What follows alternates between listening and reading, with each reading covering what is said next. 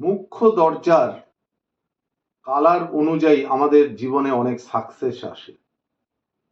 এই মুখ্য দরজার কালার সম্বন্ধে আমি আজকে বলবো।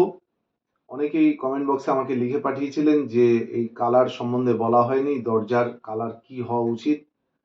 কারো পূর্ব দিকে দরজা, কারো পশ্চিম দিকে, কারো দক্ষিণ, কারো উত্তর, এরম রয়েছে। কি কালার করবেন দরজার উপর? ইস্ট ফেসিং যে দরজা সেটা করবেন ব্রাউন কালার। সাউথ ফেসিং যে দরজা সেটা করবেন পিঙ্ক অথবা অরেঞ্জ কালার। নর্থ ফেসিং দরজা যেটা ডোর সেটা করবেন ব্লু কালার। সাউথ ওয়েস্ট কর্নারে যে দরজা রয়েছে, অ্যাকচুয়াল সাউথ ওয়েস্ট কর্নারে দরজা করা উচিত নয়, কিন্তু সেটা যারা রয়েছে, যাদের রয়েছে তারা ইয়েলো কালার।